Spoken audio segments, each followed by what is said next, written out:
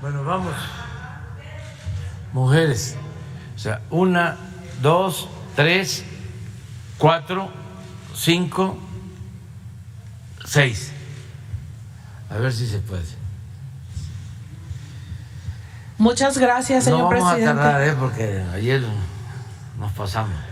Muy buenos días, Marta Obeso de Esfera Noticias y de la revista Naturopatía, señor presidente.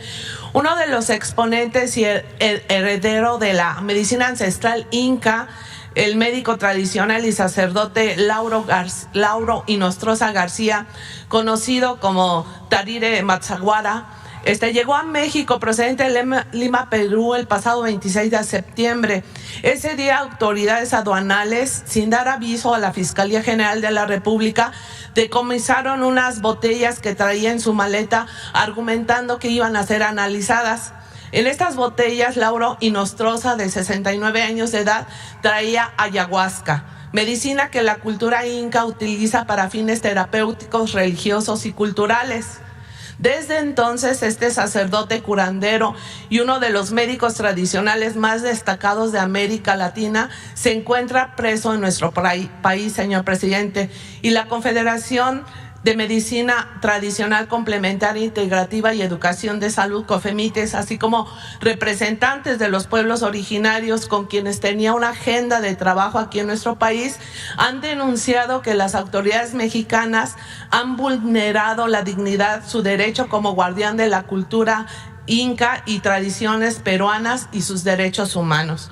Señor presidente, comentarle que al igual que el cannabis y los hongos y los cibes, existe suficiente evidencia científica que ha demostrado la pertinencia del empleo con fines terapéuticos de este tipo de plantas, y que en el 2008 la ayahuasca fue declarada Patrimonio Cultural nacional en Perú.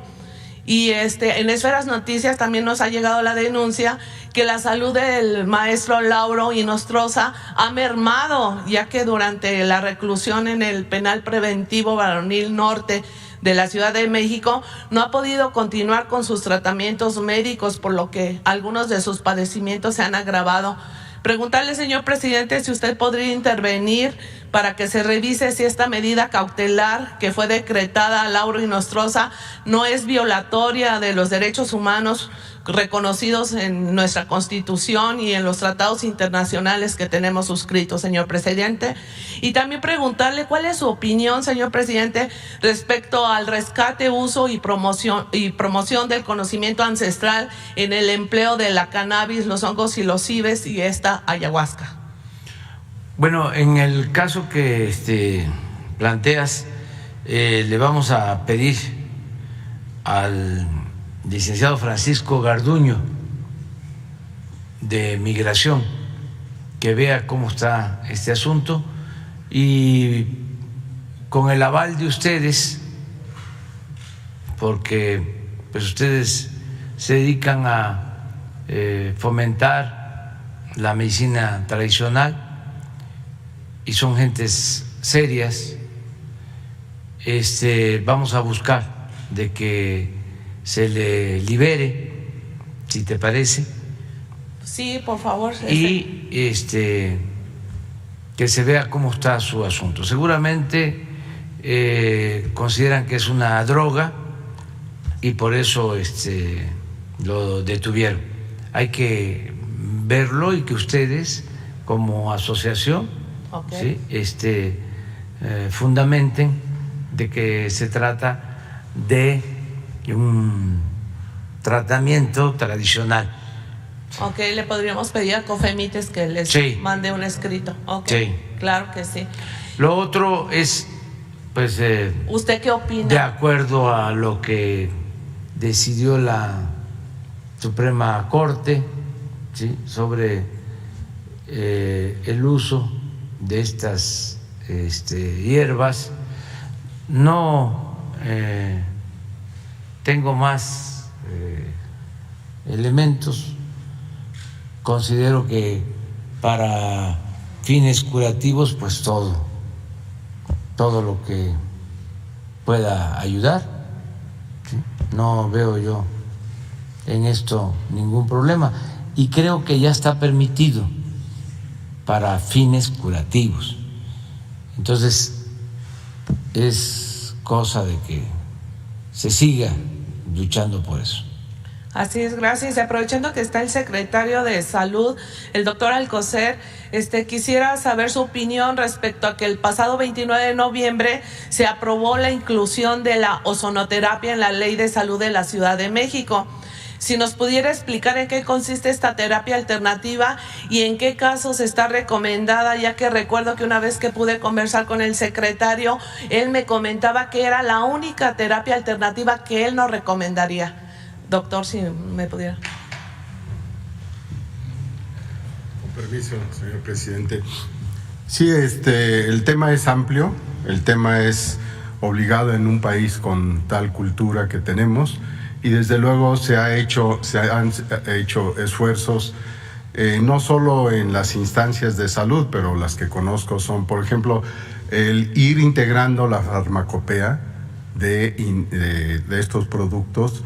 Es una tarea muy importante, lo existe en una base inicial en el Instituto Nacional de Nutrición, que se hizo principalmente en Oaxaca. En otro momento, ya más en este gobierno, también COFEPRIS, tomando en cuenta experiencias y comunicación en el norte, en Sonora y en el norte del país, también se ha hecho esta farmacopea de los productos naturales que se utilizan precisamente en las zonas indígenas y desde luego con la sabiduría que tienen. Esta integración para el conocimiento, vamos a señalarlo, no local, sino internacional, pues cuesta trabajo ubicarlo. En Perú, por ejemplo, es toda una gama de posibilidades y lo tenemos ya en un uso, como mencioné, muy conocido, porque de ahí se originan gran parte de los medicamentos. Si ustedes me dicen una enfermedad que no tenga un medicamento que su base fue creada, desarrollada en un producto natural que se pudo obtener y procesar con lo más habitual, con los tés, con las pócimas, con una serie de acciones de valor cultural, repito, pero que son también muy útiles, muy necesarias. La piel, la nariz, no solo las inyecciones son las vías más importantes para ello. Este es el panorama general. También lo existe ya también en otras instancias de cultura donde se está tomando en cuenta esta realidad. En cuanto al ozono, esto no es de origen natural.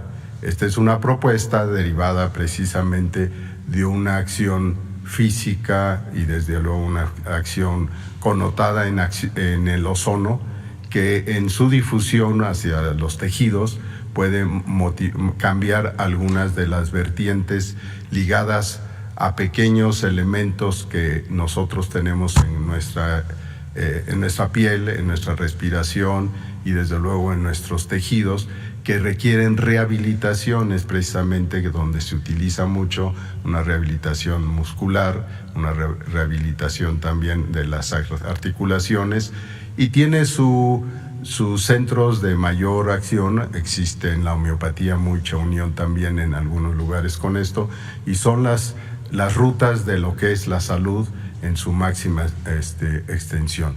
En cuanto a mi opinión, que fue en ese momento de conocimiento más científico, le falta la ozonoterapia, esa base que no es obligada, sino es conocerla para que no quede esto, y lo tomo con mucho detalle, en una acción no racional, sino inclusive de uso en exceso y de un engaño para algunas de las acciones. Pero en ese equilibrio, pues queda a la gente con racionalidad, pues darle la oportunidad. No es dañino, desde luego es un recurso que se tiene que seguir trabajando, y pues bienvenido. Gracias. Sí, y aprovechando, señor secretario, recordarle que a lo largo de todo este año una servidora he denunciado aquí y se ha ofrecido evidencia, incluso tuvimos una reunión con el doctor Ricardo Cortés, de la inoperatividad de la Dirección de Medicina Tradicional y Cultura, Desarrollo Intercultural de la Secretaría de Salud. El mismo doctor Cortés Alcalá reconoció que sí es un área de simulación por falta de presupuesto. Preguntarle si para el 2023 ya esta dirección va a ser operativa, si va a haber cambios, con qué presupuesto se cuenta y cómo resarcir todas estas 2 décadas que no ha dado resultados. Sí, esto yo le pediría al doctor Hugo López-Gatell, que es el subsecretario donde está ubicada esta dirección y que desde luego junto con el doctor Cortés son los que le dan seguimiento, y que ha habido caminos nuevos que en su momento tal vez él o el doctor Cortés lo pueden señalar. Por favor.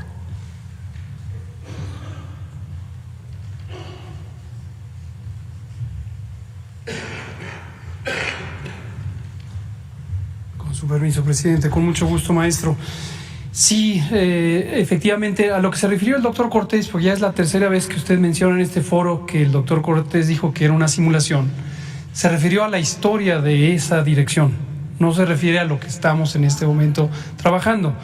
Efectivamente, esta dirección fue creada hace casi 2 décadas y en su momento se pretendió, en un momento de auge del conocimiento sobre la medicina tradicional, que era, entre otras, destacada un área semejante en el Instituto Mexicano del Seguro Social, cuando estaba el doctor Javier Lozoya, y se pretendía impulsar no solamente la recopilación del bagaje cultural y el conocimiento científico que pudiera haber sobre los distintos productos, particularmente vegetales. Se pretendía además que en la terapéutica convencional, en las terapias que están reconocidas o formalizadas por leyes o por reglamentos o por lineamientos, se incorporara parte de este bagaje cultural. Esto no ocurrió a lo largo de muchísimos años, casi 2 décadas, y a eso es a lo que se refirió el doctor Cortés, que había sido históricamente una simulación. Ahora, esta recopilación del bagaje cultural requiere un enorme trabajo. Hay centros académicos, por ejemplo, en la Universidad Nacional Autónoma de México, el Centro de Investigaciones Regionales que está en multidisciplinarias, que está en Cuernavaca, han hecho trabajo muy interesante de catalogación de las distintas plantas medicinales que existen en México, desde una perspectiva antropológica. Nosotros hemos tenido algunos progresos. Por ejemplo, la COFEPRIS publicó el año pasado una farmacopea de la herbolaria mexicana. Esto no había sido actualizado tampoco en mucho tiempo, y consideramos que el publicar una farmacopea, esto es decir, una recopilación sistemática de cuáles son los productos que existen y cómo pueden ser utilizados, cómo han sido utilizados ancestralmente y cómo podrían ser incorporados a ciertas capacidades de atención en la medicina contemporánea, es de gran valor. ¿Qué se puede lograr? Posiblemente requiera la participación de las comunidades, pero también de los sistemas de salud locales. Ahora, con el avance de IMSS Bienestar, consideramos que tenemos una nueva oportunidad de posicionar desde las instituciones este encuentro y diálogo con las comunidades para que puedan servir en las prácticas convencionales los productos que se usan ahí. Alerto sobre lo último que ya mencionaba mi maestro, el peligro del oportunismo, el oportunismo comercial. Es muy difícil regular la práctica de la medicina tradicional o ancestral y los productos que se utilizan cuando existe una gran avidez de hacer negocios con ello. Entonces, conforme se utiliza el conocimiento en la práctica, surgen compañías pequeñas, medianas o quizá grandes que lo que buscan es comercializar los productos, aun cuando no tengan ni un bagaje cultural ancestral o una capacidad científicamente probada. Y esas son las situaciones que cuesta mucho trabajo delimitar. pero vamos avanzando en eso. Sí, la dirección no necesariamente es la solución, y veo que usted pone mucha atención en la dirección y el personaje que la ocupa.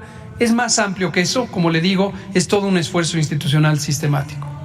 Mucho énfasis y todo precisamente porque no ha habido resultados y porque Claro. una servidora he estado en contacto. Qué bueno con que lo los haga. representantes Se lo de los agradezco. pueblos originarios. Perfecto. Incluso está pendiente también una reunión con las médicas y parteras tradicionales. Muy bien. Que no se ha logrado en esa dirección. Claro. Entonces, por eso, y hay un estudio de la Universidad de la Sorbona en París donde demuestra que no ha cumplido con su objetivo con el que fue creado. Hay mucho, Entonces, hay mucho por hacer. Le agradezco mucho que usted ponga atención en ello. ¿Cuál es la visión que tiene usted de esta dirección, doctor? Sí, como le digo, no me preocupa tanto la dirección en específico. Este es un elemento administrativo puntual, local. Estuvo durante muchos años marginada dentro de la subsecretaría, hoy ya extinta, de integración del sector, pero lo que se trata es de sumar esfuerzos. Por cierto, no quiero dejar de mencionar al INPI y a su titular, mi buen amigo el licenciado Adelfo Regino, quien también ha sido un impulsor no solamente de la explotación apropiada del conocimiento para una práctica justa de la medicina tradicional, sino además del involucramiento de los distintos pueblos ancestrales. Entonces vamos a seguir trabajando en coordinación, no en una sola dirección. Tenemos el IMSS Bienestar, tenemos lo que hace la nueva farmacopea herbolaria, tenemos lo que hace el INPI, y desde luego es un planteamiento mucho más amplio. Pero muchas gracias por insistir en ello, Gracias. ¿Quién sigue? Buenos días a todas y todos. Preguntarle, presidente, ¿cuál es la situación que hay en la frontera entre México y Estados Unidos? Sí, se escuchamos.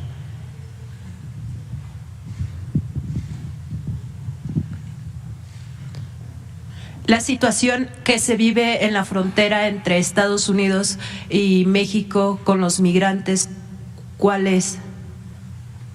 Bueno, estamos enfrentando el fenómeno migratorio, cuidando a los migrantes para que no sean maltratados, y hay que buscar una solución de fondo. Hemos insistido mucho en que se deben de atender las causas que originan la migración, que no se da por gusto, sino por necesidad.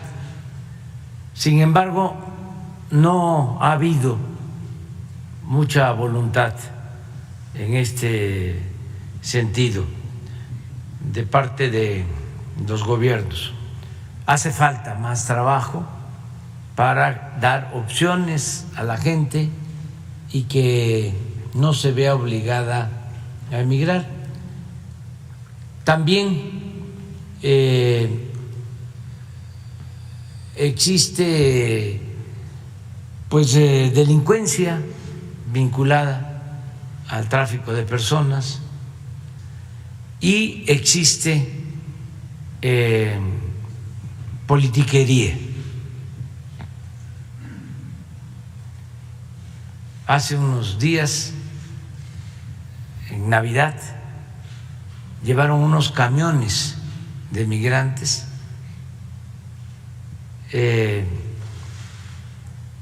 enfrente de la casa de la vicepresidenta Kamala Harris. ¿Quiénes envían estos migrantes? Pues los opositores políticos. Pero es una actitud muy inhumana, porque estamos hablando de una época de bajas temperaturas. Entonces, por su fobia a los migrantes, su xenofobia, y por sus intereses politiqueros se atreven a utilizar el dolor, la necesidad de la gente. Entonces, ahora que va a estar con nosotros el presidente Biden, vamos a tratar el tema de manera estructural. Estamos pues planteando que haya un programa de apoyo a los países con más pobreza, con más necesidad, para que la gente no se vea obligada a emigrar. Y ya tenemos nosotros algunos ejemplos de cómo sí funciona el que se ofrezcan opciones a los que se ven obligados a optar por la migración. Si hay programas de bienestar en sus comunidades, en sus pueblos, se quedan. Y ya tenemos pruebas, porque con pocos recursos México está ayudando a países de Centroamérica. Estamos trabajando en comunidades de Honduras, de El Salvador, de Guatemala, y ya hemos hecho evaluaciones y sabemos que con 2 programas que hemos aplicado, Sembrando Vida y Jóvenes Construyendo el Futuro, hemos logrado mantener a la gente en sus comunidades de origen. Entonces, es el planteamiento que estamos haciendo al gobierno de Estados Unidos y que ahora que nos vamos a encontrar con el presidente Biden se va a volver a tratar. Últimamente ya no solo es la migración de Centroamérica, ya hay mucha migración de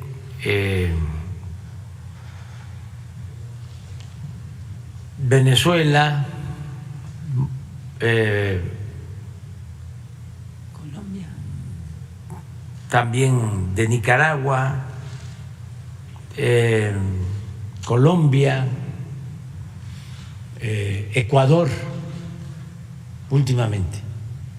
Entonces, nuestra propuesta es un plan para el desarrollo de toda América Latina y el Caribe, algo que no se hace, lo he venido aquí repitiendo, desde la época del presidente Kennedy, de la Alianza para el Progreso, que se destinaron alrededor de $10,000 millones para apoyar a los pueblos de América Latina y el Caribe. En aquella ocasión se excluyó a Cuba y Haití. Ahora nuestra propuesta es que no se excluya a nadie, pero es ese propósito, ¿no? Entonces, mientras los migrantes están en nuestro territorio, procuramos ayudarlos con albergue, con comida, con medicinas, con médicos y con protección. Pero sí es un asunto que amerita un tratamiento integral y en donde participemos todos. Hay algo que Estados Unidos echó a andar el gobierno del presidente Biden, que funcionó, que ojalá y se pueda replicar y ampliar. En el caso de migrantes venezolanos, que se otorgaron pues alrededor de 25,000 visas o permisos para trabajo temporal. Entonces, a partir de que aplicaron esta medida, y eso también lo podemos probar, se redujo el flujo migratorio de migrantes venezolanos. Entonces, esas medidas podrían ser de mucha utilidad. Darle cauce al flujo migratorio, que es lo que venimos demandando desde hace mucho tiempo, porque además hace falta fuerza de trabajo en Estados Unidos. ¿Por qué no quieren regularizar la situación de los migrantes? Porque así abusan también de los migrantes, no les pagan lo que les deben de pagar, no les dan prestaciones sociales, los pueden despedir cuando les da la gana, pero eso ya no podemos seguirlo aceptando, manteniendo. Ya tenemos que buscar una forma ordenada, legal, para atender el fenómeno migratorio. Por eso va a ser muy importante la cumbre ahora, el encuentro con el presidente Biden. Y él está en un buen plan en ese sentido. La vicepresidenta Kamala Harris tiene esa encomienda, pero hay en Estados Unidos también un grupo antimigrante, como el gobernador de Texas, pues, que a él se le atribuye esto de los camiones, que es algo totalmente inhumano. Puede ser que este señor hasta vaya al templo o lea la Biblia, pero en realidad es muy inhumano y muy anticristiano, porque eso no se hace. Como a medianoche,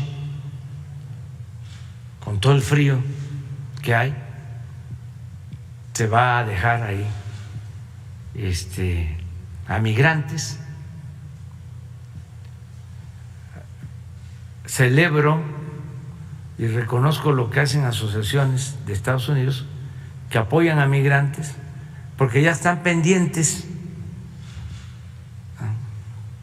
de este tipo de bajezas de estos políticos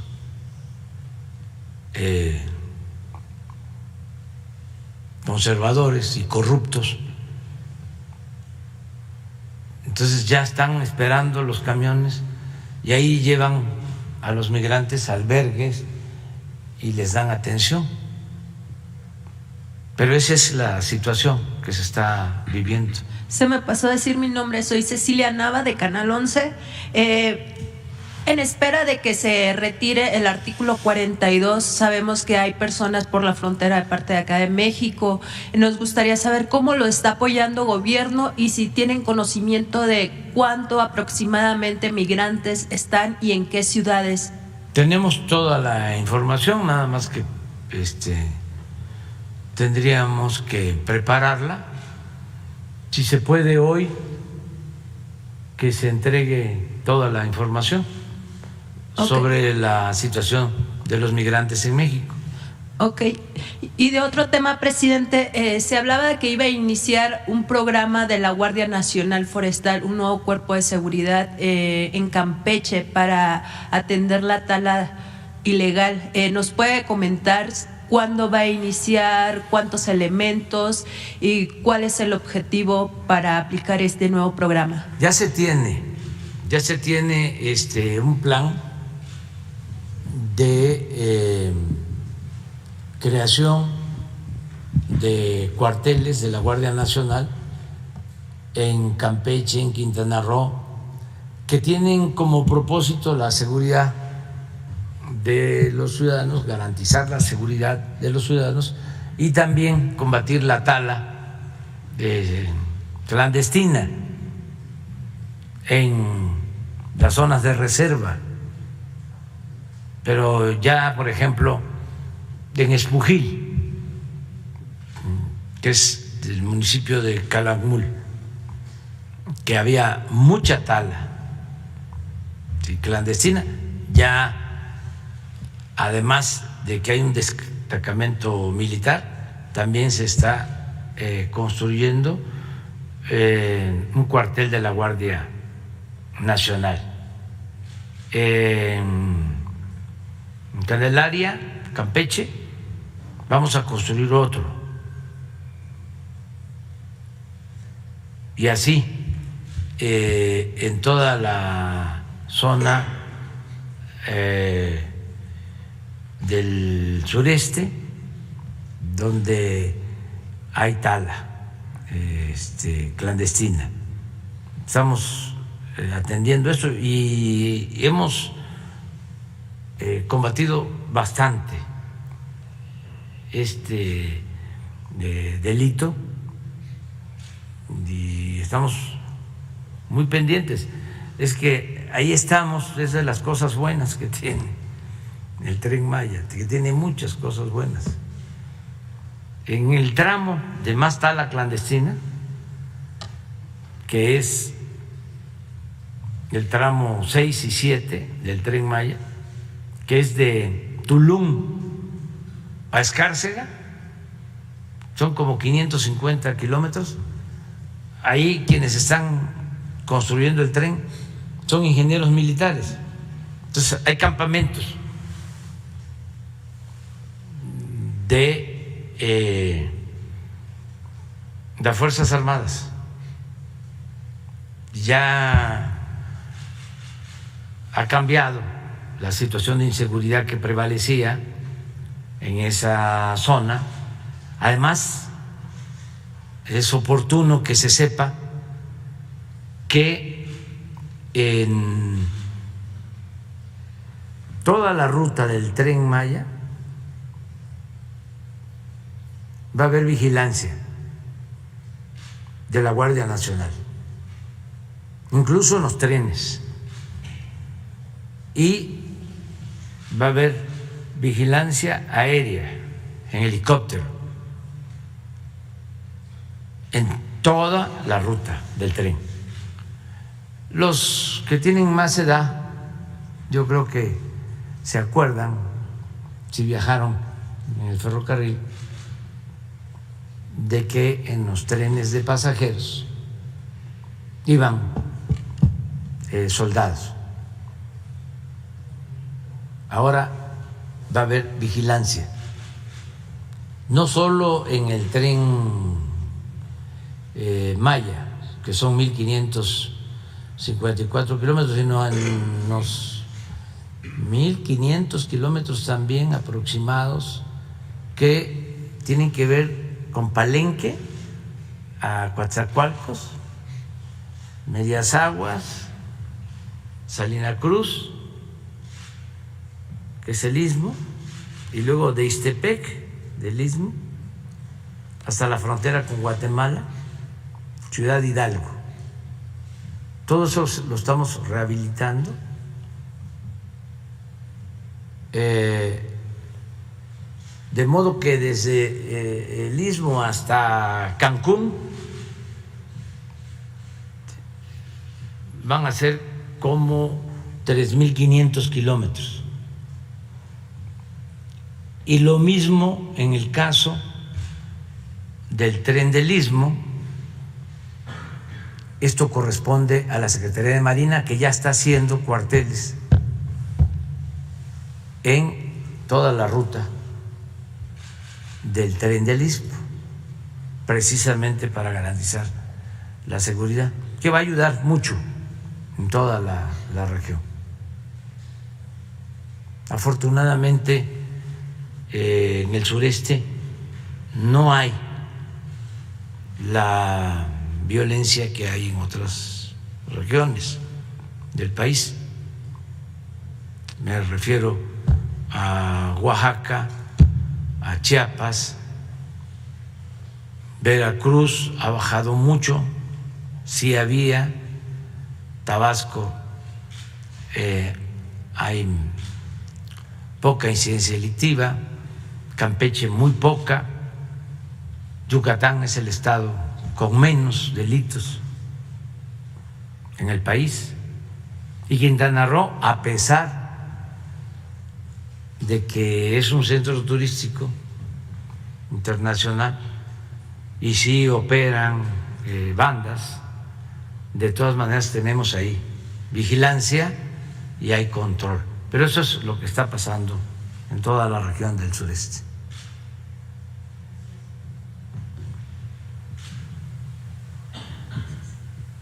Muchas gracias, señor presidente. Buenos días, Stephanie Palacios de la Agencia Internacional Sputnik.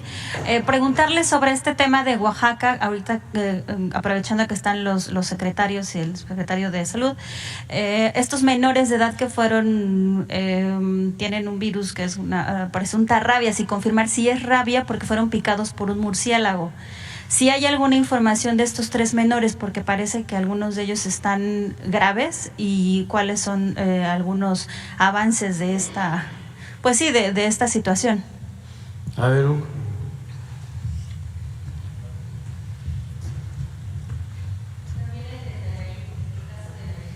Con mucho gusto. Gracias por preguntarlo. Lastimosamente sí están graves 2 de estos 3 niños. La información ha sido difundida. Ayer la Secretaría de Salud de Oaxaca presentó un informe tanto escrito como por un video, y lo que ella dice es la misma información que conocemos. Se trata de 3 niñas, 2 niñas y un niño. Son hermanos, una de 8, uno de 7 y uno de 2 años de edad, quienes fueron mordidos por un murciélago. Quizá uno o más de uno, es difícil saber si fue solo un animalito o varios en un grupo. Esta situación les condicionó a 2 de ellos, los 2 mayores, la niña de 8 y el niño de 7, estar con una enfermedad que clínicamente parece compatible con rabia. No se ha demostrado todavía por laboratorio, las muestras fueron enviadas ya y se están procesando en el laboratorio nacional, en el INDRE, y muy probablemente hoy tengamos ya los resultados. Pero se están tratando como si fueran rabia, se les está dando el tratamiento profiláctico. Esto quiere decir utilizar la vacuna y un producto que se llama inmunoglobulina, que es un anticuerpo que neutraliza al virus rábico en caso de que lo tengan. ¿En cuánto tiempo se determinaría si es una rabia? Si hoy tenemos ya la mayoría de los resultados, hoy podríamos saberlo, aunque no es necesariamente fácil desde el punto de vista técnico, porque depende de la calidad de la muestra que se toma. El virus, para conocimiento general, el virus de la rabia es un virus que se transmite generalmente por animales, eso se llama una zoonosis. En el mundo silvestre, en animales silvestres, está todo el tiempo. No es una enfermedad eliminable, no es, desafortunadamente, pero es una realidad. No se puede eliminar la rabia porque principalmente el virus de la rabia se transmite entre animales silvestres. Murciélagos, sobre todo aquellos que se alimentan de sangre, también coyotes, tejones, mapaches, pueden ser entre los tipos de animal más frecuentemente afectados por rabia y transmisores de rabia. En poblaciones rurales, como en este caso, esta es una población que se llama Palo de Lima, en el municipio de San Andrés Texmelucan. Esto está a 100 kilómetros aproximadamente al sureste de la capital del estado de Oaxaca, pero por una brecha. El recorrido es más de 4 horas y media para llegar a esta comunidad. Es una comunidad muy pobre, con condiciones de marginación muy grandes, con una carencia de servicios de salud. El centro de salud más cercano está a 2 horas y media de desplazamiento desde esta comunidad. Entonces, lo que puede ocurrir es que fauna silvestre, en este caso murciélagos, que están afectados por rabia, ataquen a los seres humanos que están en una localidad como esta. Se dijo que había una alerta sanitaria. ¿Va a quedar No, una alerta? esto a veces es más por un asunto de información. En la prensa se suele usar la palabra alerta en forma indiscriminada, sin que haya una justificación técnica. Hay una definición formal de alerta que desde hace varios años establecimos en el Sistema Nacional de Vigilancia Epidemiológica, pero en este caso no aplica una alerta. Es un caso individual, desafortunadamente afectando a 3 niñas y niños. Desde luego es lamentable desde el punto de vista médico, pero no implica una alerta porque no hay una acción que se deba realizar. Como ya dije, no se puede eliminar la rabia. En este momento hay rabia en México y en el mundo en una gran cantidad de animales silvestres y ahí seguirá. No se puede obviamente eliminar a los animales silvestres ni es factible vacunarlos. Ahora sí aprovecho para comentar lo que México sí logró, y esto es motivo quizá de satisfacción y de orgullo, a lo largo de muchos años, no es una acción de un año, fue certificar la eliminación de rabia humana transmitida por perros. En 2019 la Organización Mundial de la Salud nos dio el certificado de reconocimiento. Somos el primer país del mundo en el que se elimina la rabia humana transmitida por perros. Y esto es gracias a que en nuestro Programa Nacional de Control de Zoonosis, que incluye el control de la rabia, realiza una vacunación masiva de perros y gatos domésticos todos los años. Es una campaña permanente, la seguimos realizando, la seguiremos realizando y afortunadamente se logró ya eliminar la rabia transmitida por perros. No así la transmitida por gatos o, desde luego, por animales silvestres. Y es competencia de la Secretaría de Agricultura el cuidar a la fauna que está en uso pecuario, y también ellos realizan prácticas de vacunación donde corresponde. Pero sí, esta es la situación. Y hay un caso de Nayarit, me preguntaban, efectivamente también hay en Nayarit una persona que en este caso fue mordida por un gato semidoméstico, lo tenía en casa, pero el gato mayormente estaba en vida libre, es también en una comunidad rural, y la mujer es una mujer de 29 años que tiene un cuadro compatible con rabia. Tampoco hay una alerta epidemiológica o sanitaria al respecto, pero hemos asistido al estado apoyado al gobierno de Nayarit, tanto como lo hacemos con Oaxaca, en lo que corresponde a los protocolos de tratamiento y de diagnóstico para estos casos. Muchas gracias, secretario. Señor presidente, preguntarle circuló en algunos videos en redes sociales sobre la presunta entrega de juguetes y electrodomésticos de este presunto cártel de narcotraficantes, el cártel Jalisco Nueva Generación en Guadalajara. Si hay alguna información, ya que hace unos días también detuvieron al hermano de este narcotraficante, el Mencho, y por la desaparición de este coronel también ahí mismo en Guadalajara. Se han suscitado varios eventos y saber sobre estos videos, si han hecho algo, si hizo un resguardo o qué hay de información. Bueno, desde el inicio del gobierno,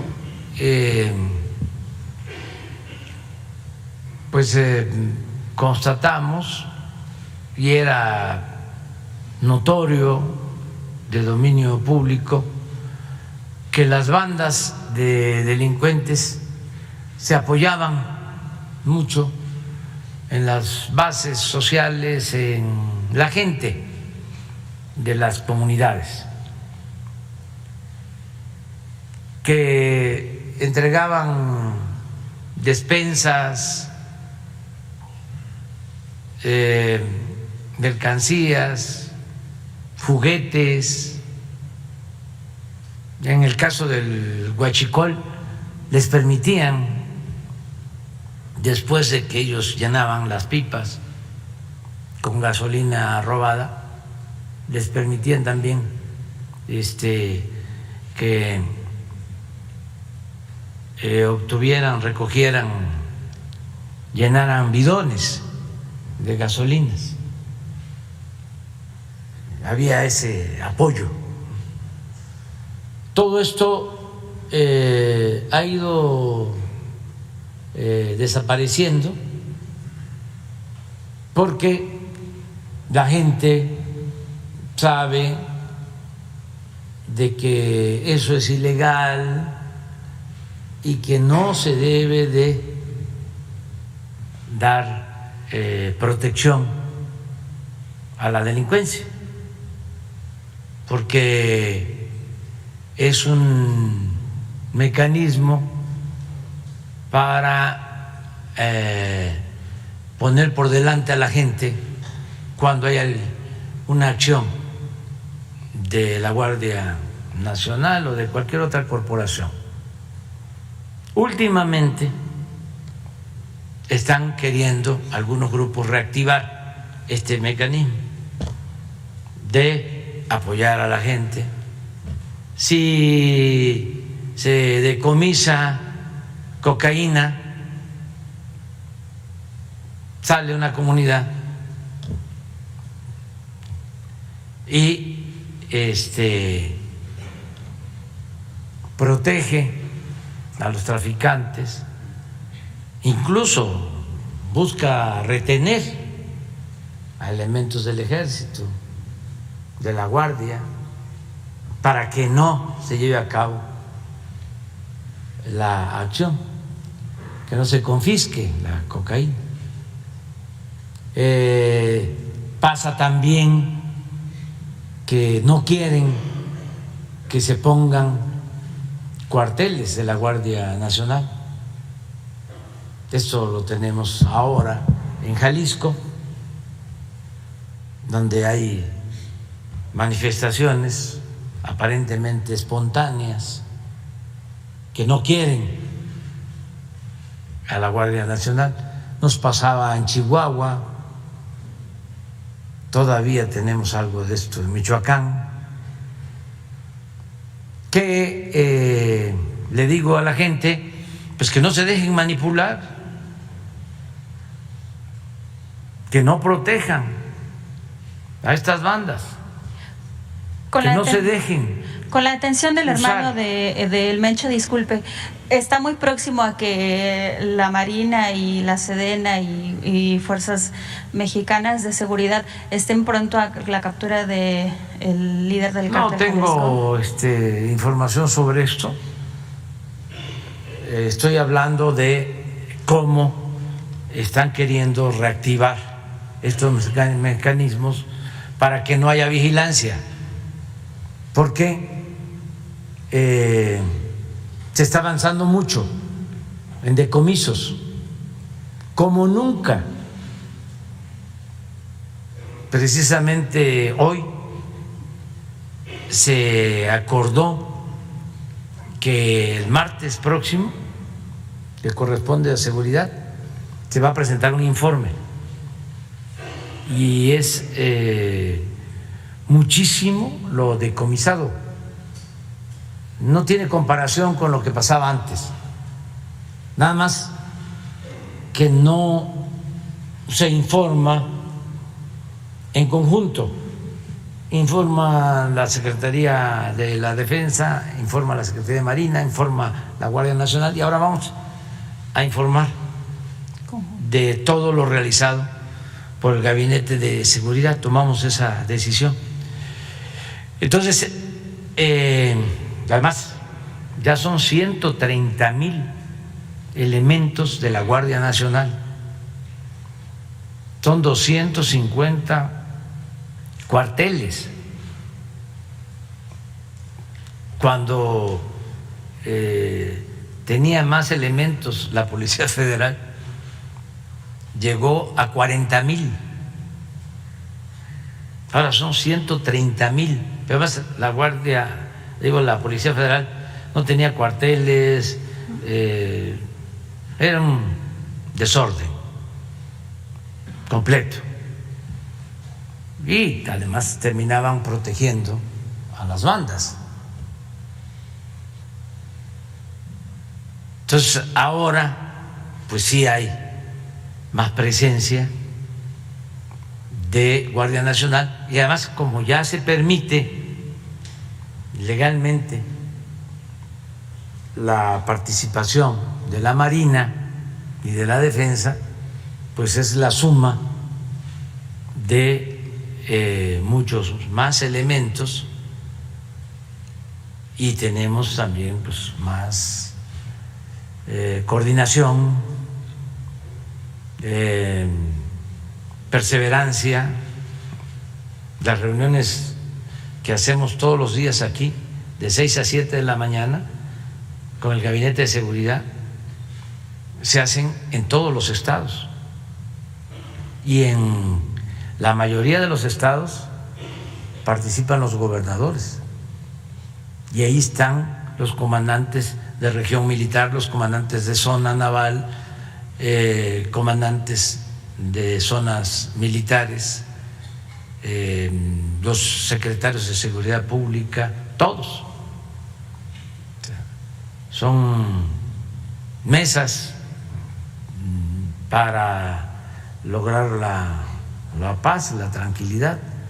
Entonces, pues ya no es como antes. Yo no informo mucho sobre esto porque me voy a los resultados, es decir, la incidencia delictiva. En todos mis informes, si ustedes los ven, es a ver cómo vamos en la incidencia delictiva en lo que corresponde a delitos federales, cómo vamos en homicidios, cómo vamos en robo de vehículo, cómo vamos en secuestro, en feminicidios. Sobre eso me voy. Pero no es eso lo único que se hace. Imagínense lo que se decomisa de cocaína, el valor de esos decomisos, lo que se decomisa de fentanilo, de toda la droga. Entonces vamos a informar sobre eso. Y si hay reacciones, lo que tú mencionas, pero no es por la detención solo de un presunto delincuente. Sí, además porque nunca salió una imagen del hermano de uno de los narcotraficantes. Pero es porque se está actuando en general. Okay. Pues lo que les ponía de ejemplo, ¿no? O sea, no quieren que se instalen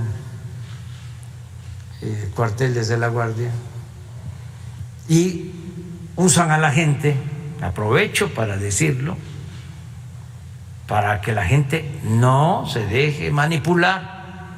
Eso no es bueno,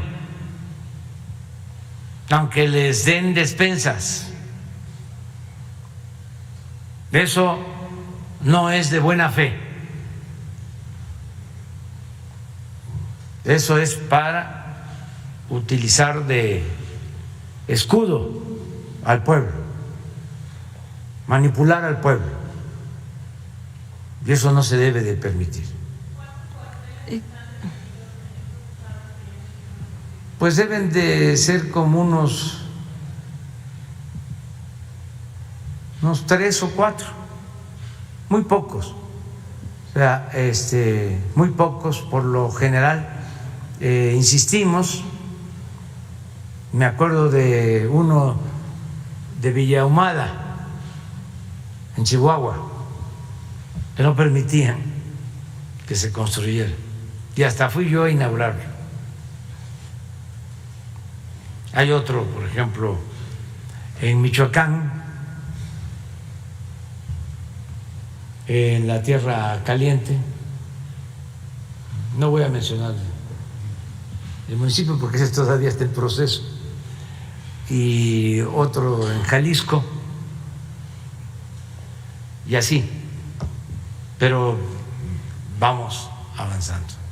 Y finalmente, señor presidente, en el tema internacional sobre la visita de Joe Biden el año que entra, me gustaría preguntarle si esta visita podría afectar en las relaciones que tienen México con Rusia por el tema del conflicto que conocemos Rusia-Ucrania, debido a las sanciones, porque continúan las sanciones contra el gobierno de Rusia y además por el tema del petróleo, la inflación y con la reciente visita del presidente de Ucrania a Estados Unidos, que bueno, financiaron otra vez este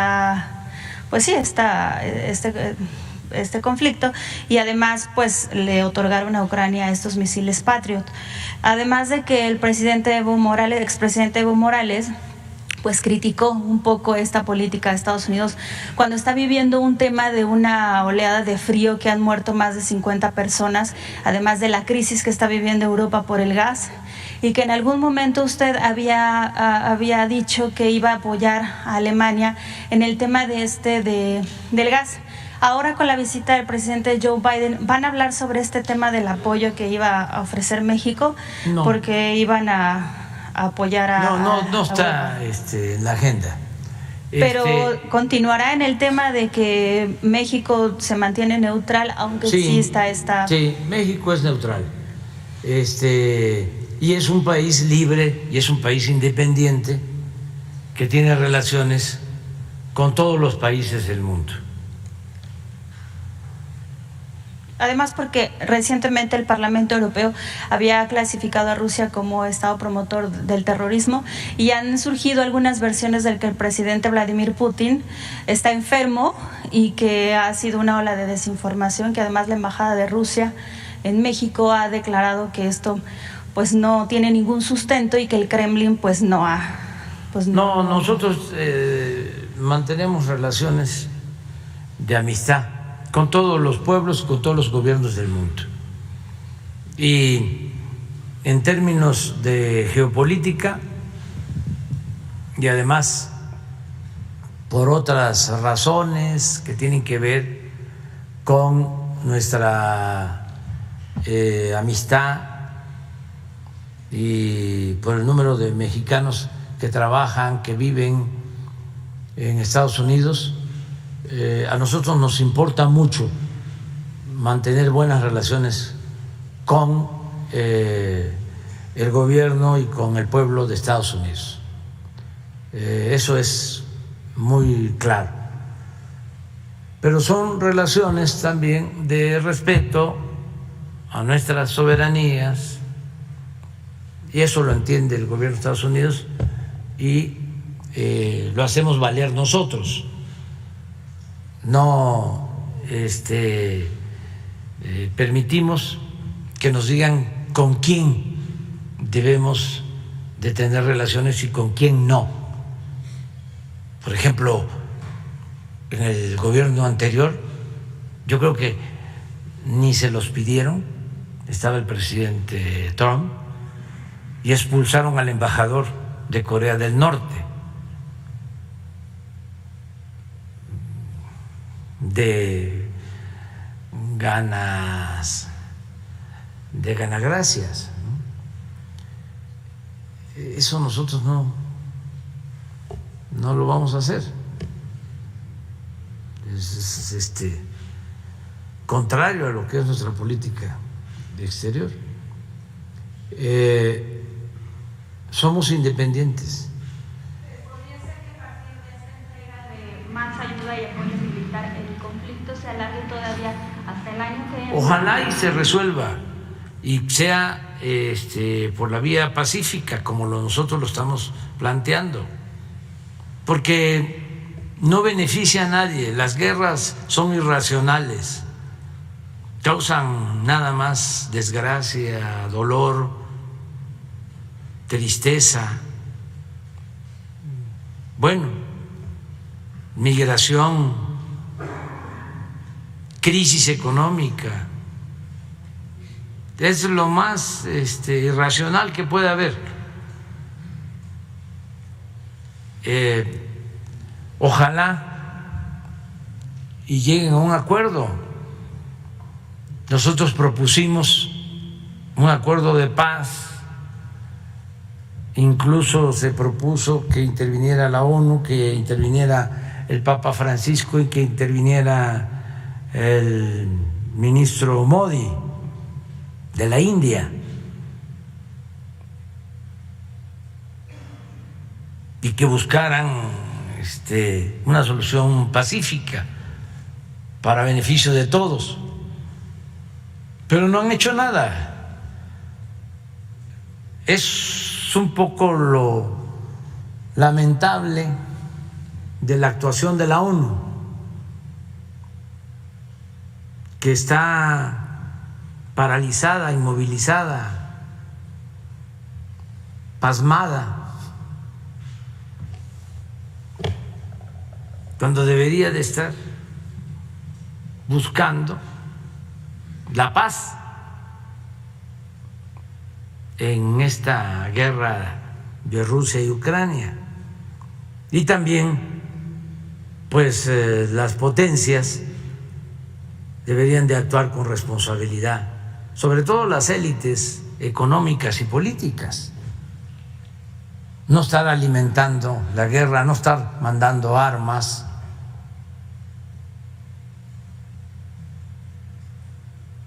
Como lo hacen, ¿no?, las potencias hegemónicas. Entonces, nosotros vamos a mantener nuestra política y el tema que vamos a tratar con el presidente Biden, ya lo he puesto aquí, ya lo he dado a conocer, tiene que ver con el fortalecimiento de nuestras relaciones en América del Norte y en toda América, con respecto a nuestras soberanías, y tiene que ver con un plan para el desarrollo y el bienestar de todos los países del continente americano, y tiene que ver también con un cambio en la política entre países del continente americano, que no haya subordinaciones, que no haya intervencionismo, que no haya bloqueos, que se inicie una etapa nueva, que ya no se continúe con la doctrina Monroe ni con la concepción esta del destino manifiesto, que nos veamos todos, ¿no?, como aliados en América, todos, y que haya respeto. Y esto va a significar el fortalecimiento de todo el continente. Además, se tiene que hacer, porque si siguen los desequilibrios en lo económico, en lo comercial, si Asia sigue creciendo como lo ha venido haciendo,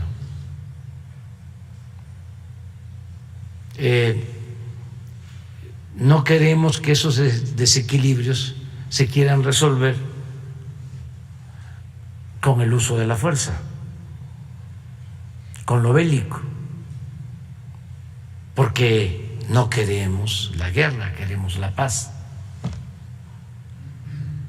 Entonces, es mucho mejor la competencia económica, comercial, y mantener esos equilibrios a que haya hegemonías económicas, comerciales, y al mismo tiempo se quieran enfrentar esas hegemonías, como ha venido sucediendo, con lo bélico. No, eso es muy peligroso, muy riesgoso para nosotros y para las nuevas generaciones. Entonces, mi planteamiento es, a ver, si nos fortalecemos en América, dejamos de depender de otras regiones. Y lo que le voy a proponer es una política de sustitución de importaciones. Es decir, que ya nos estemos comprando en otras regiones lo que consumimos. ¿Y esto qué va a significar? Fortalecer nuestra economía en América del Norte y en toda América. Porque vamos a producir más, se van a generar más empleos, va a haber más crecimiento. Ese es el planteamiento, acompañado con un programa para el bienestar de los pueblos de América. Y con todo respeto,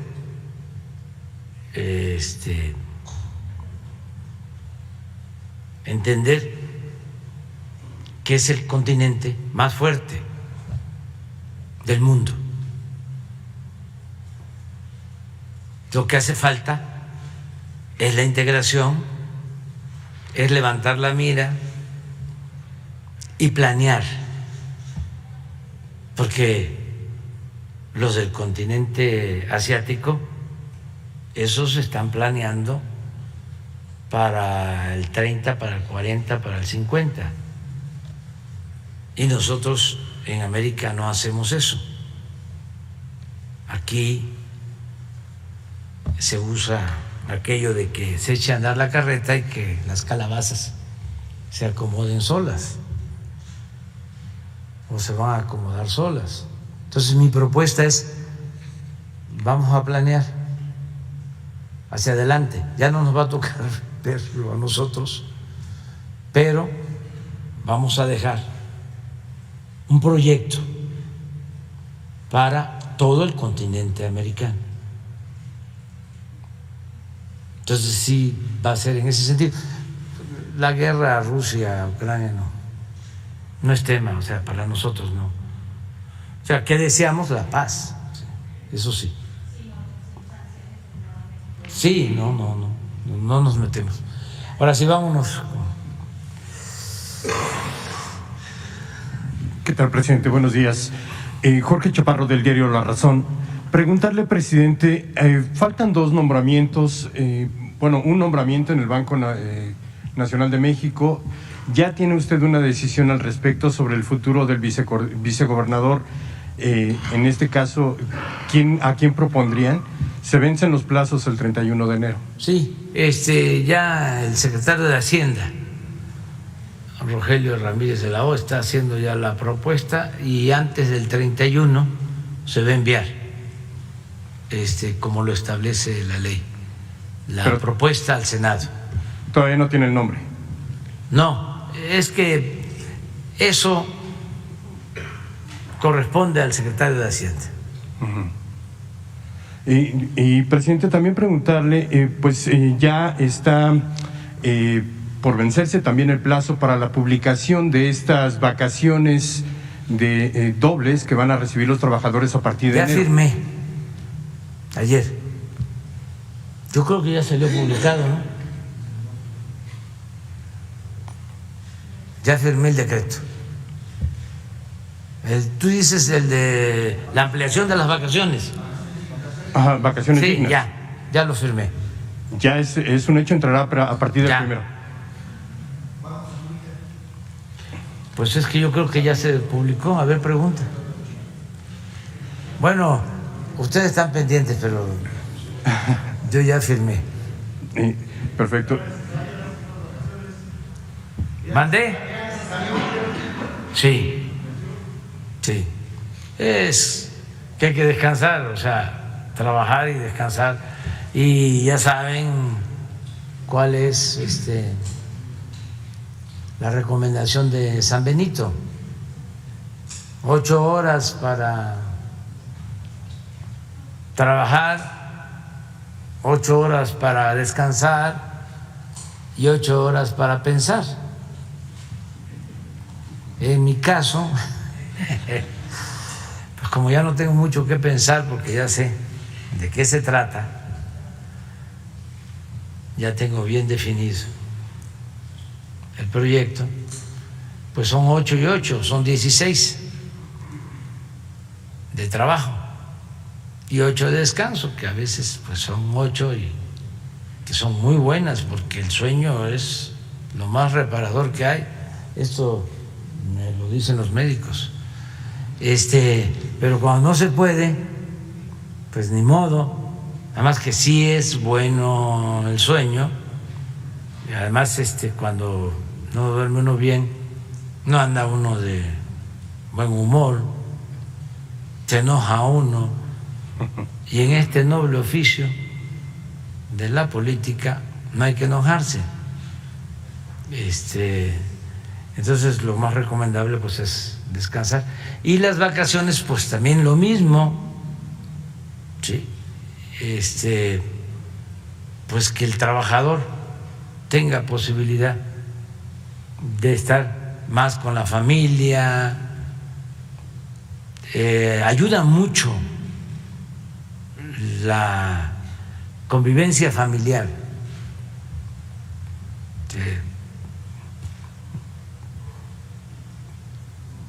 Nos afecta mucho la desintegración de las familias. Entonces, a veces por necesidad, por ejemplo, la migración,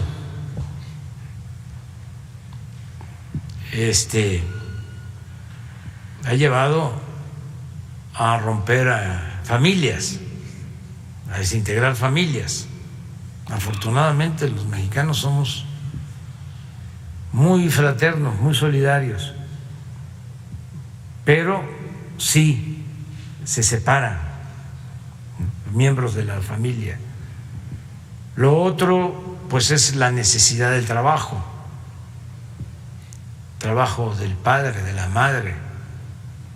Entonces, la desatención a los hijos, el hijo que no tiene tutela, que no tiene madre, que no tiene padre, pues ¿quién llena ese vacío? En algunas ocasiones el jefe de grupo, el jefe de la pandilla. Entonces sí es muy importante la convivencia. Bueno, lo que somos nosotros, pues los mexicanos, lo que pasó el 24 y lo que va a pasar el 31, pero más el 24. Y ahí nos reunimos con la familia en el concepto moderno de familia, de diversidad, como debe de ser. Pero pues las vacaciones se inscriben en eso, ¿no? En tener posibilidad para la recreación. Ahora que les hablaba yo de las Islas Marías, que ya se abrió, ya se llenó prácticamente del cupo, y como son 2 o 3 días, creo que 3, ya lo que están pidiendo es un día más, y no es caro. Entonces, una gente que tiene vacaciones ampliadas puede ir ahí con la familia. ¿No sabes si se publicó? Se publica hoy. Presidente, una de las quejas sobre todo los microempresarios es que les va a resultar muy complicado sostener estas vacaciones para sus empleados, porque el ingreso y el trabajo que realizan las tiendas, los pequeños comercios, las carnicerías, en fin, va a ser muy complicado. ¿Hay un programa que usted esté pensando de apoyo para estas empresas? Es que claro que sí, digo claro que sí hay un apoyo. ¿Cuál es el apoyo? El apoyo es que hay más ventas,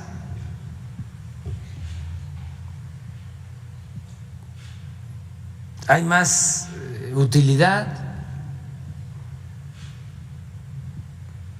porque hay crecimiento.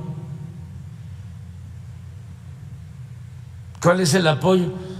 Pues que no aumente el precio de la luz, no aumente el precio del gas, no aumente el precio de la gasolina, no aumente el precio del diésel, no aumentan los impuestos. O sea, no es como antes, que a ver, hay que apretarnos el cinturón, ¿no? El pueblo se aprieta el cinturón y el gobierno derrocha. Hay lujos, hay privilegios en el gobierno. No, ¿por qué no aumenta el precio de las gasolinas? ¿Por qué no aumenta el precio de la luz? ¿Por qué no aumenta los impuestos? Porque no se permite la corrupción, porque ya no hay corrupción en el gobierno y porque no hay gastos superfluos, innecesarios. Entonces todo esto beneficia ¿a quién? A los pequeños comerciantes, a los pequeños empresarios, a todos.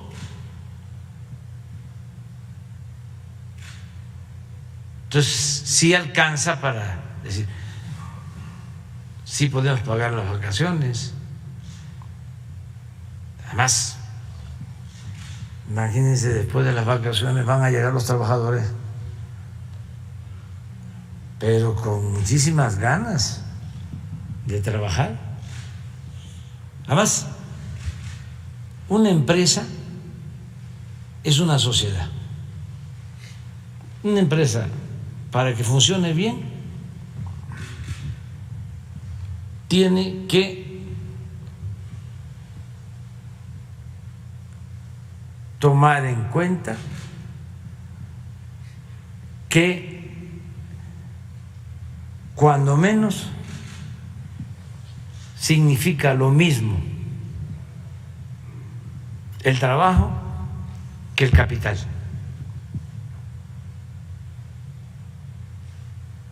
Porque podríamos decir que significa más, que representa más el trabajo que el capital. Afortunadamente los empresarios mexicanos, casi todos, y lo vimos en la pandemia, los más pequeños empresarios aguantaron hasta el final a sus trabajadores. Hubieron otros, estos de las cadenas, ¿cómo le llaman? Las franquicias, que en una semana 1,000, 2,000, 3,000 despidos, sin tocarse el corazón. Y el pequeño cuidó. Por eso les dimos créditos a los pequeños empresarios. Entonces yo sí creo que se puede, ¿no? Porque les digo, no hay aumentos de impuestos, no van a haber aumentos de gasolinas, no va a haber aumentos de diésel, no va a haber aumentos de luz, no hay aumentos de gas, o sea, de estos insumos que son básicos. Ese es nuestro compromiso. Y y no a la mordida. Ok, presidente, si me permiten otro tema, tiene que ver con el sector salud y es precisamente que el COVID se está convirtiendo ya en una enfermedad endémica de acuerdo con las perspectivas que tiene la Secretaría de Salud y a nivel mundial. En esta perspectiva, ¿se tiene planificado ya que a partir del siguiente año y los años subsecuentes habrá una vacunación regular contra COVID? En México lo vamos a hacer. ¿Cuánto dura la protección que tenemos ahora los mexicanos contra esta enfermedad? Porque se hablaba de 8 a 11 meses. ¿Cuál es la realidad de la protección que tienen hoy los mexicanos? Porque también estamos viendo que un incremento se está dando en China, por ejemplo, muy fuerte, con otras variantes que podrían llegar a nuestro país, igual que lo hizo esta variante del COVID. ¿Qué es lo que vamos a hacer como gobierno federal o lo que van a hacer ustedes como gobierno federal para proteger a la población ante una eventual enfermedad estacional?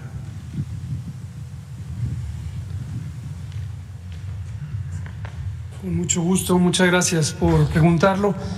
De esto lo hemos comentado varias veces, pero gracias por preguntarlo otra vez y con mucho gusto lo volvemos a explicar.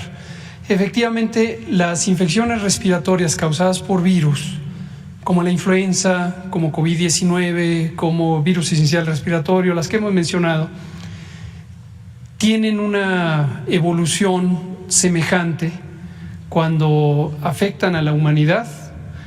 De inicio se comportan en forma epidémica, puede ser en forma pandémica, es una epidemia generalizada en todo el mundo, y durante algunos años iniciales, 2, 3 o más, permanecen con una grave afección a la especie humana.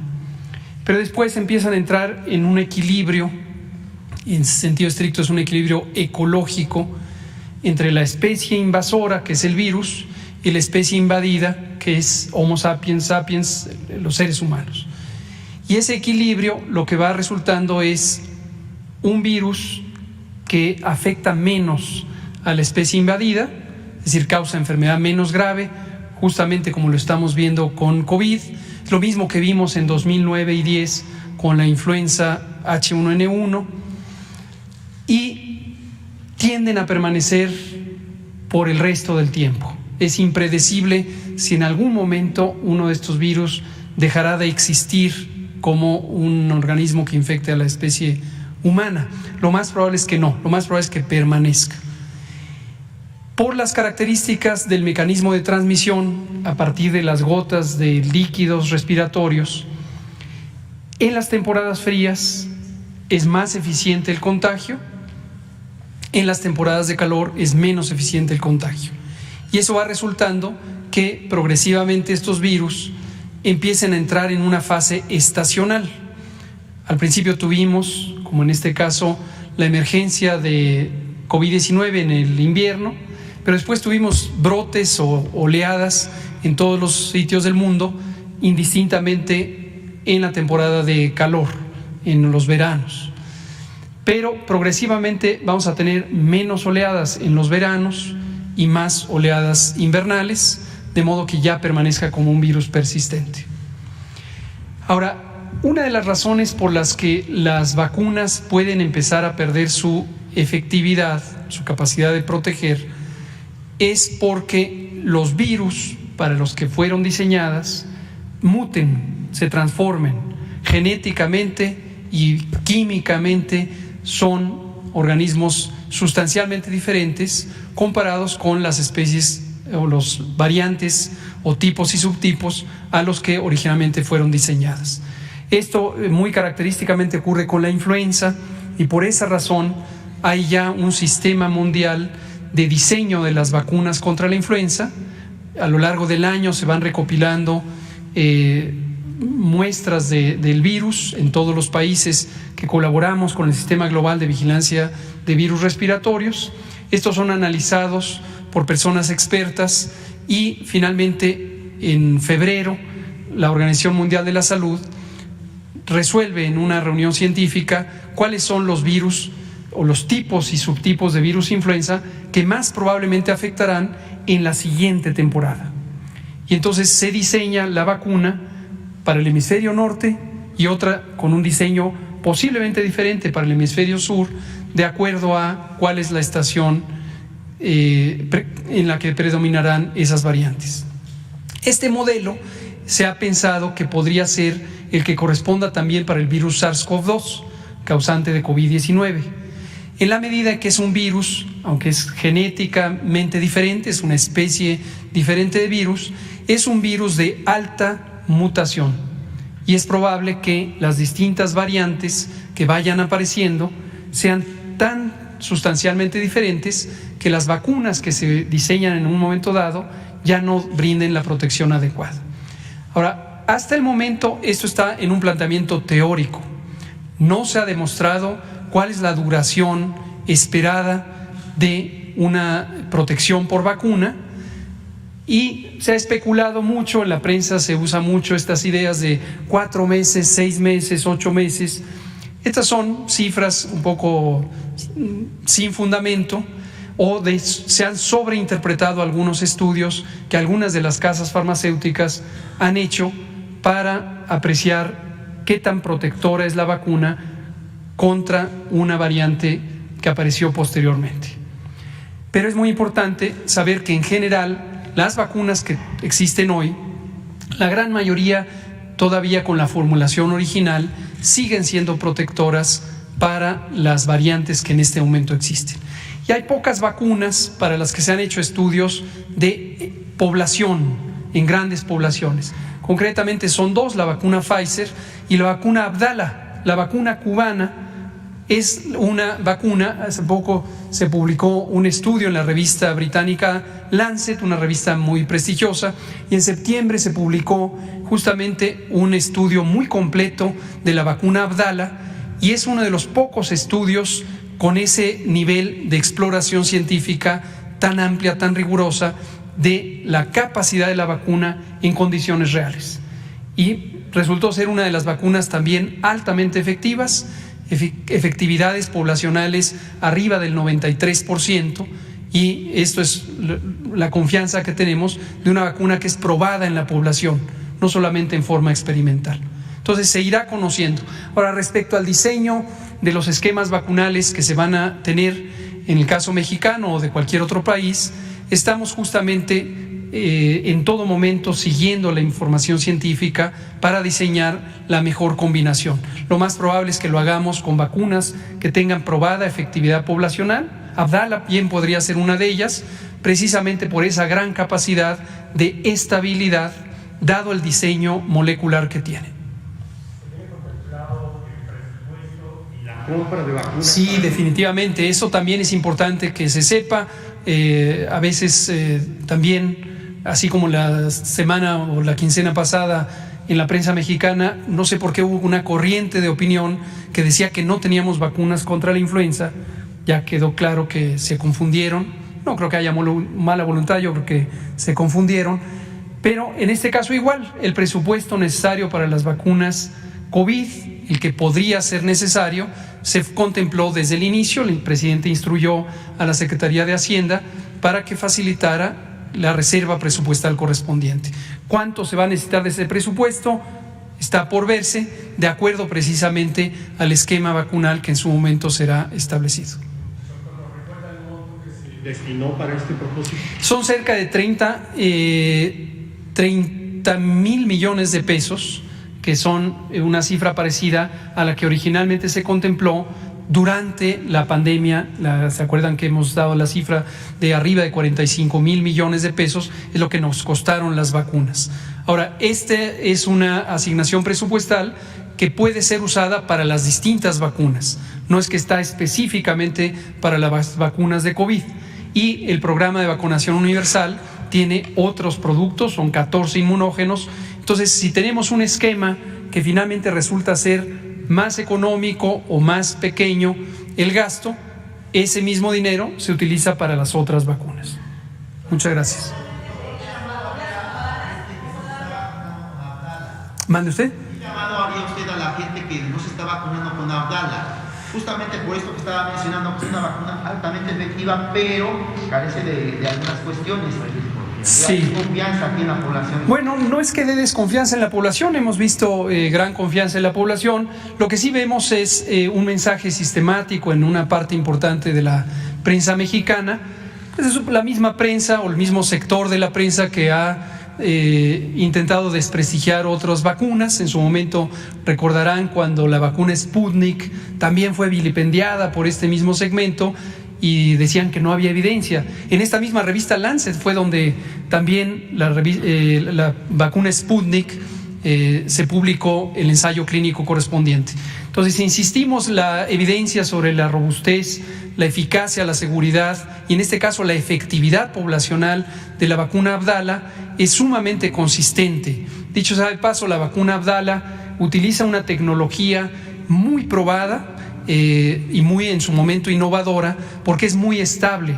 Cuba usa este modelo de diseño de la vacuna también para otras vacunas, y Cuba es uno de los países que tiene las más altas capacidades de vacunación y de múltiples programas de salud pública.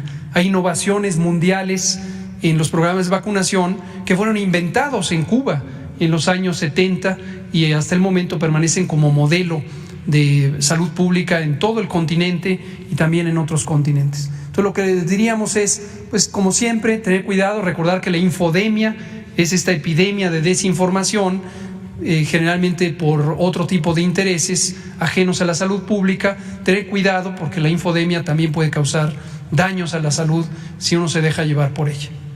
Muchas gracias. En su momento, cuando el esquema esté diseñado, lo comentaremos. Y sobre Paxlovid, ¿cuántos mexicanos ya pudieron recibir este tratamiento o cuántas medicinas se compraron? ¿Cuál es la efectividad que ha tenido el sector salud? Cómo no, información preliminar para que todo el mundo tenga claridad de lo que está preguntando la compañera. ¿De qué medio es usted, perdón? Grupo Fórmula. De Grupo Fórmula. Paxlovid es un medicamento que tiene efectos antivirales no específicos para el virus SARS-CoV-2, pero resultó ser eficaz contra el virus SARS-CoV-2. La utilidad principal de Paxlovid es que disminuye el riesgo de complicación en personas que tienen enfermedad leve, pero tienen factores de riesgo, es decir, estas enfermedades crónicas de las que hemos hablado ya muchas veces, que hacen más susceptibles a las personas a tener COVID grave. Entonces se usa en situaciones muy específicas. Desde hace varios meses tenemos un lineamiento técnico al respecto e hicimos una compra de más de 350,000 cursos de tratamiento que han sido destinados a centros de atención COVID en toda la República. Y se está usando, en este momento decir la cifra sería un poco arriesgado porque esto cambia día con día, pero se está usando ampliamente y desde luego en la indicación médica apropiada. En su momento también realizamos jornadas de capacitación al personal médico para el correcto uso de este tipo de medicamento. Muchas gracias.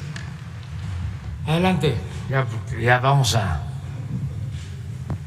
Gracias, presidente. El INEGI reporta que los mexicanos gastaron 7 veces más en salud que la inversión total que hizo el gobierno federal en este sector el año pasado. Me gustaría que hiciera una autocrítica del por qué la gente está optando por los servicios de salud privados, si esto deja o demuestra que los servicios de salud públicos aún siguen siendo deficientes e insuficientes. Y si ante este panorama usted había prometido un sistema de salud similar al de Dinamarca, le falta menos de 2 años, ¿usted cree que se pueda cumplir esa promesa? Y para cumplirla, ¿qué es lo que se tiene que hacer? Esa sería la primera pregunta. Gracias. No, mire, vamos avanzando mucho. ¿De qué medio es usted? Erika Hernández, de Reforma. Bueno. Ahora mismo, ¿por qué no vuelves a informar sobre en los estados donde está el IMSS Bienestar cómo se está incrementando el número de consultas y de atención a partos y todo? Porque lo acabamos de decir. Sí, presidente, pero sí, en una manera general, el sistema de salud, de manera general, no vemos que esté cumpliendo con lo que usted había prometido. Sí. Primero, si me permite, señor presidente, si podemos poner esa justamente. La nota que trae hoy en su primera plana el Reforma es una disculpa de antemano, pero es muy pobremente realizada. Primero, el comparativo que hace del gasto de salud es solamente del ramo 12, que son los programas de salud pública, justamente, programas que se dedican a intervenciones a la población en su conjunto, los programas de VIH, los programas de salud sexual y reproductiva. Ese no es el presupuesto, ni remotamente es el presupuesto del gobierno federal en atención médica. Y luego compara, pues la pude revisar en la mañana, lo que hace suma dos conceptos. Uno, de la atención de cuidadores en casas y hace ese cálculo, y después hace un cálculo también bastante forzado respecto a cuántas personas derechohabientes del Seguro Social que no utilizaron los servicios del Seguro Social, asume que se atendieron en el medio privado. No todo mundo se enferma, afortunadamente, en el país. Hay muchos derechohabientes que efectivamente pueden pasar mucho tiempo sin utilizar servicios de atención médica, consultas, estudios de diagnóstico, porque no se enfermaron. Hay quienes, desde luego, pueden estarlo haciendo en el medio privado, pero es un número mucho menor. Entonces, la verdad que la nota cuesta trabajo de pensarla con un rigor periodístico a partir de comparar cosas que no son comparables.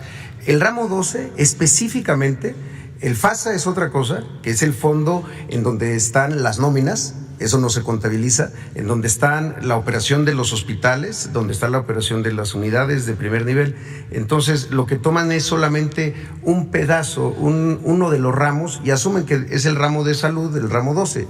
Efectivamente, así lo dice el presupuesto, pero no es el único, no es la única fuente de financiamiento del sistema de salud. Ahora, esto es mucho más evidente. En estos casos, en donde las consultas de medicina familiar prácticamente no existían, porque la medicina familiar es parte del modelo histórico de la seguridad social en nuestro país. Son médicos especialistas, los médicos familiares, no son médicos generales, que pueden ver una amplia gama de padecimientos y que hoy incrementaron en 23% sus consultas. Este tipo de consultas eran las que en el Seguro Popular o no existían, o simplemente no existía ese servicio, o efectivamente se iban al medio privado.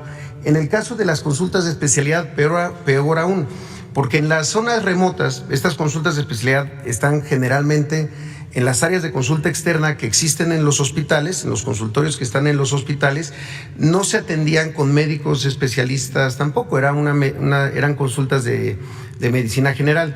Con el programa Bienestar, hoy se tiene cobertura para que la gente pueda ir a la consulta de especialidad, no solamente en las especialidades troncales que hemos detallado, ginecología, pediatría, medicina interna, ya también trauma y ortopedia o cirugía, sino en muchas más especialidades, cerca de 52.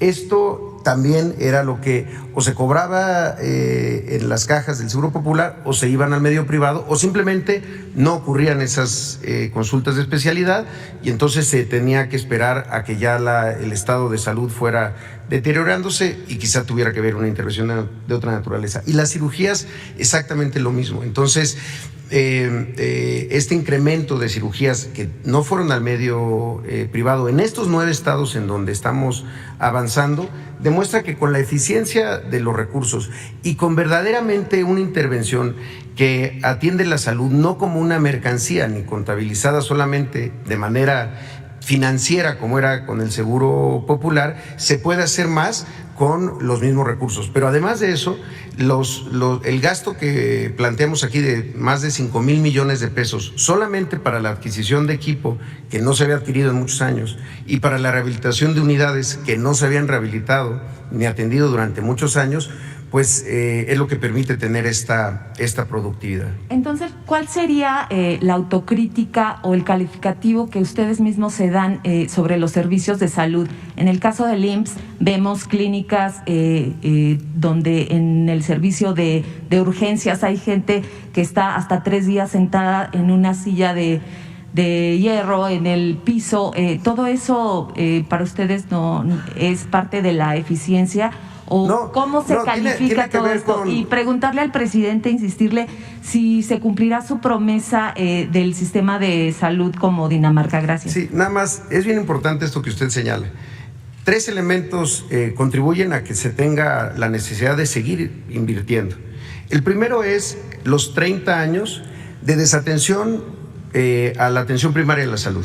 Es decir, todo lo que se ha defendido sistemáticamente deja de ver que México en 30 años se convirtió en el campeón en enfermedades que se pudieron haber prevenido, en enfermedades crónico-degenerativas, obesidad, diabetes, dislipidemias y demás.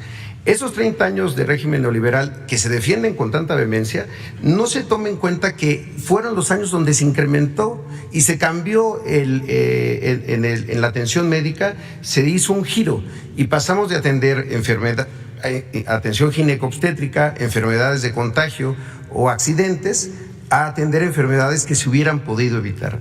El 45% del gasto del IMSS es enfermedades crónico-degenerativas. ¿Cuándo ocurrió ese incremento? En los 30 años de este periodo. Segundo lugar, por la falta de inversión. Por la falta de inversión en la atención médica. Es que tenemos hoy una situación de insuficiencia para poder atender, a pesar de que se han incrementado el número de contrataciones de personal médico. Porque ese es el tercer elemento, la falta de formación de médicos especialistas en términos de la necesidad de los propios sistemas de salud. Eso es verdaderamente criminal, que durante 30 años no se hayan formado los médicos suficientes para los que iba a necesitar el mismo sistema de salud. A eso súmele la pandemia. Entonces, creo que hay razones que explican esto y acciones que están intentando corregirlo. Entonces, digamos, superar esos 30 años, ¿cuánto va a llevar? Y si se podría, o qué es lo que se podría lograr en menos de 2 años. Gracias. El año próximo, a más tardar a finales, ya tenemos un sistema de salud pública como el de Dinamarca. Y puede ser que mejor. Y te voy a explicar por qué. Vamos a tener un sistema de salud pública como el de Dinamarca, en donde la atención médica, los medicamentos son gratuitos. En Dinamarca tienen políticas que eran completamente inalcanzables en México, porque en Dinamarca, para empezar, no hay corrupción como la que había en México, la que ustedes promovían desde el Reforma y alentaban, porque el Reforma, para tener los antecedentes, porque no puede haber texto sin contexto, lo creó Carlos Salinas de Gortari. Esto para quienes nos están viendo, no para los que estamos aquí o los lectores del Reforma. Entonces, en Dinamarca no hay corrupción y por lo mismo que el presupuesto rinde y tienen establecido algo que llaman estado de bienestar, que es lo que nosotros vamos procurando para México. Primero, que no haya corrupción, y segundo, establecer el estado de bienestar. ¿Qué es en esencia el estado de bienestar? Que la persona tenga seguridad desde que nace hasta que muere, desde la cuna hasta la tumba. Muy contrario a lo que defiende el Reforma. El Reforma no está de acuerdo con el estado de bienestar. El Reforma está de acuerdo con la privatización de los servicios de educación, de los servicios de salud. Para el Reforma y para, permítanme, y para los que defienden ese modelo llamado neoliberal o neoporfirista, la educación y la salud son privilegios, no son derechos. Entonces, vamos nosotros a garantizar, como en Dinamarca, un sistema de salud de calidad para todos. Esto es que van a poder llegar los pacientes a centros de salud que van a estar en buen estado, donde van a haber médicos generales todos los días, donde van a haber medicamentos, pero también van a tener acceso a hospitales de segundo nivel, como aquí se planteó, con especialistas. El Reforma no quiere que contratemos médicos de Cuba, pero el Reforma fue corresponsable de que nos quedáramos en México sin médicos y sin especialistas. Por el modelo, en este modelo de bienestar, neoliberal. En este modelo de bienestar que usted comenta, digamos, un ciudadano llegará a urgencias, no estará en una silla de aluminio, no va a estar así. Las cirugías no tardarán 6 meses. O que nos pudiera detallar cómo es esa atención. Y es mi compromiso, y les voy a volver a ganar a los del Reforma, porque no sabe, además de mis convicciones humanitarias, la satisfacción, la dicha enorme que me produce ganarle a los conservadores. O sea, porque es ganarle al individualismo, al egoísmo, ganarle a los que tienen como Dios al dinero, ganarle a la falsedad, ganarle al racismo, ganarle al clasismo. No, si tiene su parte atractiva, decía un maestro, a veces la política, cuando es buena,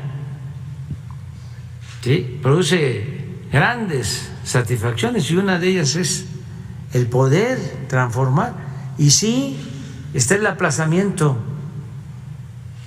va a ser como Dinamarca el año próximo, con médicos, con especialistas, sin que tengan que tardar en ser atendidos, como tú lo estás planteando, con todos los medicamentos y sin pagar, es decir, gratuito todo el servicio, porque eso a los del Reforma les molesta muchísimo, porque ellos no quieren, ¿saben cómo le llaman? No es estado de bienestar ni Dinamarca, eso es populismo, es paternalismo. Entonces, sí vamos a cumplir. Entonces, le dice a Junco, de mi parte, que le vamos a ganar de nuevo, porque ya le hemos ganado varias veces. Gracias. Y aun cuando con su pasquín inmundo todos los días esté mintiendo, todos los días. Lo de hoy yo no lo sabía, pero es una mentira, pero diario. Yo no sé qué le pasa, por qué está tan enojado. O sea, entiendo, pues, porque no solo es él representa al señor Fernández, el dueño de los Oxxos de Monterrey, y representa, pues, a un grupo que siempre lucró con el presupuesto público y se dedicaron a saquear, y ahora están muy molestos, pero que se serenen, que se tranquilicen, y que esperemos Es el año próximo, lo de Dinamarca. ¿Y sabe por qué le decía que va a ser mejor? Porque Dinamarca tiene mucho menos población que México. Dinamarca debe de tener como 10 millones de habitantes. A ver, por favor. ¿Cuánto? 5 millones. Sí, pero acá son 5. No, pero nosotros tenemos que atender a todos.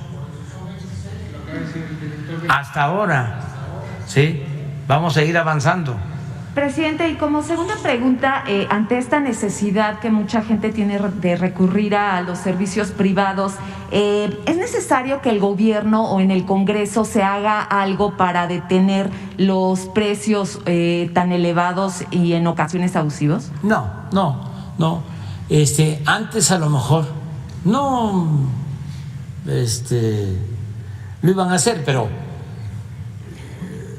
lo que tenían como plan los neoliberales o neoporfiristas es que la atención médica quedara al mercado, como si fuese una mercancía, que pudiese curarse, operarse, hacerse una cirugía, el que tuviese para pagar una clínica privada. Ahora no, ahora se va a garantizar el derecho constitucional a la salud, lo que establece el artículo 4 de la Constitución. Entonces, ¿para qué vamos a fijar cuotas?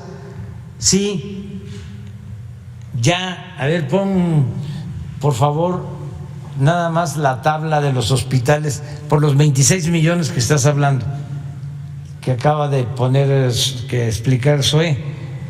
Te voy a dar un ejemplo de cómo va a ser,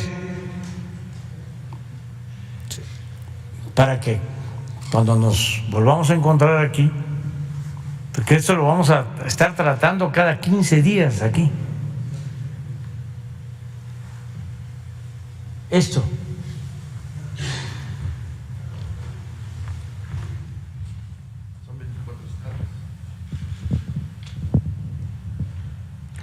En estos 24 estados, estos 330 hospitales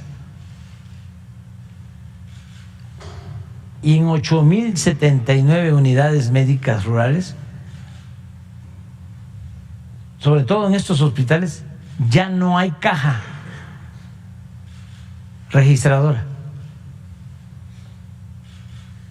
Se quitaron. A ver, pon la otra lámina. No se cobra. Entonces, ¿para qué vamos a fijar tarifa? El que tenga posibilidad de hacerlo y quiera ir a un hospital privado, lo puede hacer. Ese es su derecho. Pero el estado de bienestar va a garantizar el derecho a la salud gratuito.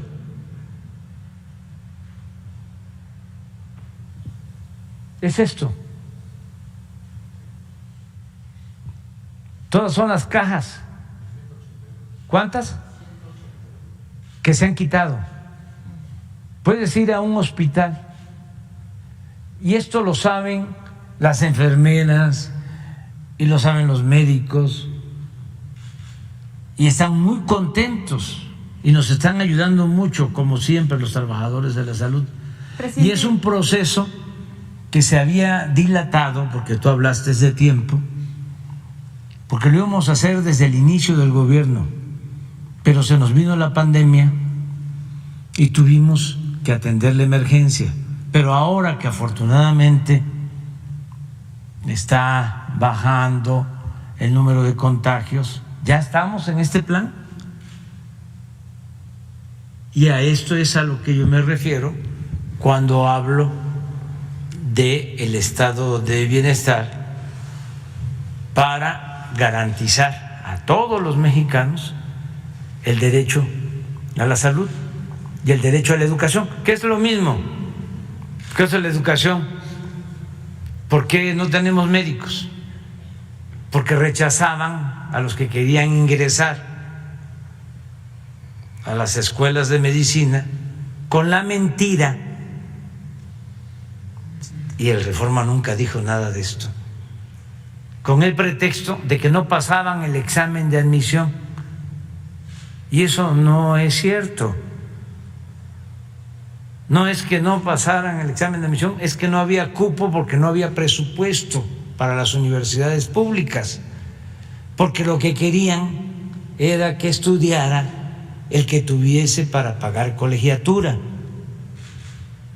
Entonces, ¿qué pasó con el tiempo? Lo que ya explicó Zoe, y esa irresponsabilidad, pues tampoco se señala en el Reforma, que no tenemos los médicos ni tenemos los especialistas que necesita el país por esa absurda política privatizadora que impusieron en materia educativa. Entonces, como se están llevando a cabo todos estos cambios, por eso pues hay la molestia del Reforma, de todos sus articulistas, sus caricaturistas, yo creo que menos los trabajadores, porque esos, aunque sean callados, pues se dan cuenta cómo viven sus jefes y por qué están enojados con nosotros. Presidente, ya por último, insistir en este tema de la magistrada Esquivel. Ya estamos a martes, pareciera que no, el órgano interno de la UNAM encargado de realizar la investigación y entregar un resultado no estará listo el 2 de enero. ¿Usted consideraría que la Suprema Corte debería tomar cartas en el asunto sobre la maestra Esquivel? ¿Ella debería de separarse del cargo o qué tendría que suceder, realizarse la y elección? el Reforma pues también está en contra de la maestra Esquivel. El Reforma lo que quiere es que quede de presidente de la Corte el más rico de los ministros. Y como el Reforma pues investiga, ¿no? Estoy seguro de que ya al mediodía ya vas a ver quién es el más rico de los ministros. Así como el Reforma informó, ¿no?, de que el secretario de Seguridad Pública de Felipe Calderón, García Luna, estaba vinculado con el cártel de Sinaloa, y así como le ha dado seguimiento a todo el juicio de García Luna, así como todos los días se ocupa de nosotros, no todos los días, pero cada semana trata el asunto de García Luna, el Reforma. Revísenlo y van a ver qué objetivos, qué profesionales, cuánta ética, ¿sí?, qué cercanos están al pueblo de México y qué distantes están de la oligarquía y de la banda de malhechores que se sentían dueños de México. Ya me voy, te quedas para mañana, vamos a desayunar. Adiós, adiós.